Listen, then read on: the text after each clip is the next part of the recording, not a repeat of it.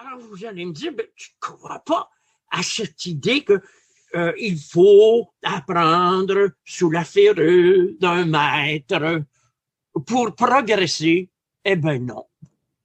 Beaucoup de ces gens-là, je pense à des gens qui passent pour des saints, là, Aurobindo, ou encore certains saints taoïstes.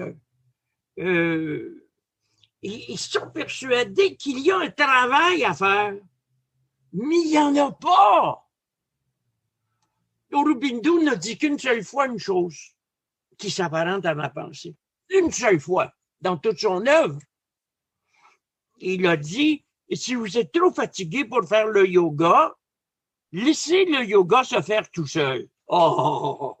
Et je me suis dit, il vient de ruiner toute sa philosophie, parce que vous le savez que la pensée d'Aurobindo est fondée sur une sorte de travail sur soi-même qui consiste à passer du mental au surmental, au supramental. C'est comme une échelle qui nous monte vers le ciel.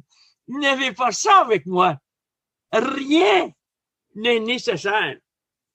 Aucune discipline, aucun maître, aucune école, aucune soumission à une tradition, aucun jeûne. Que voulez-vous? La majorité des maîtres de l'Orient, du maître de sagesse de l'Afghanistan, jusqu'au maître shintoïste du Japon, sont des moines. Mais je suis pas un moine, moi. Et qu'est-ce que ça veut dire, être moine? Ben, ça veut dire qu'on a renoncé aux choses du monde pour se consacrer à l'absolu, à l'esprit. Mais écoutez un peu, là. Moi, là, je ne cherche pas à abandonner mon côté humain, je ne cherche pas à abandonner l'exercice de la sexualité, je ne cherche pas à abandonner les plaisirs de sa vie, l'alcoolisme, la fête. Et mon prochain livre va s'intituler, dans quelques mois, quand il va paraître, La bacchanale du vrai. J'enseigne pas la chaise, là. Chaque fois que vous vous privez, chaque fois que vous vous sacrifiez, vous commettez une erreur grave. Vous ne pouvez pas vous sacrifier pour vos enfants. Vous ne pouvez pas vous priver pour obtenir quelque chose.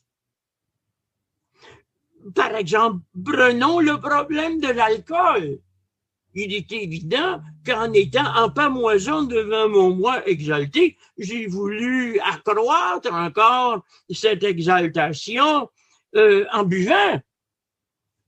Est-ce que vous pensez que je me suis abstenu de boire pour éviter de mourir? J'avais de la vie. J'ai béni chaque verre et chaque bouteille, parce qu'au début, je prenais l'alcool au verre, et ensuite, je le prenais à la bouteille.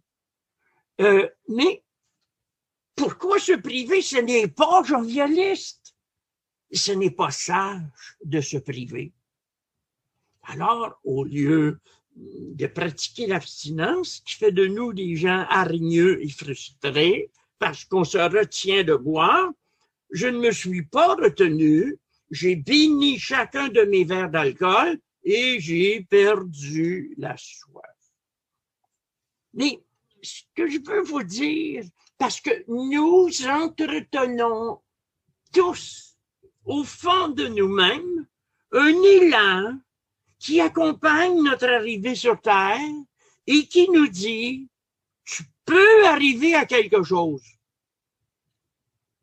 Ça, c'est une grave erreur. Je ne serais pas surpris que cela ait été inculqué en nous par la loi générale. Arriver à quelque chose. Mais tu es rendu. Alors que la majorité des gens se sacrifient en vue d'un idéal lointain, qui, d'ailleurs, que je dénonce chez eux comme une grave pathologie que je nomme l'amour du lointain. Jésus était aux prises avec ce problème-là. Un jour, ses disciples approchent de lui, lui disent, « Maître, vous êtes si bon. » Il l'a fâché. Il dit, « Bon, moi? Dieu seul est bon. » Alors là, hey, c'est grave, là, il est en train de dire qu'il n'est pas Dieu. C'est écrit dans l'Évangile.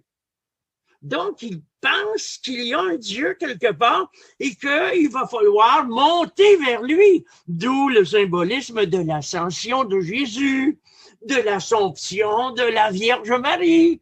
Toujours l'idée d'aller plus haut, plus loin. Mais la matière n'existe pas, mes amis, dois-je vous le répéter? Et tout ce que vous pouvez vous représenter, vous imaginer, percevoir ou concevoir est en vous. Même votre corps est en vous. Vous n'êtes pas dans votre corps. C'est la raison pour laquelle je dis à tous ceux qui ont suivi pendant des décennies le fameux mouvement « Écoute ton corps », je leur dis, écoutez, c'est une voie sans issue, ça. Il faudrait plutôt créer un mouvement, toi, le corps, écoute. Si vous, les souverains maîtres de votre vie, bien entendu, tu ne peux pas aller dire ça à n'importe qui. Eh bien, moi, je l'ai fait. On m'a invité à parler partout, dans le courant de mes 50 ans de carrière.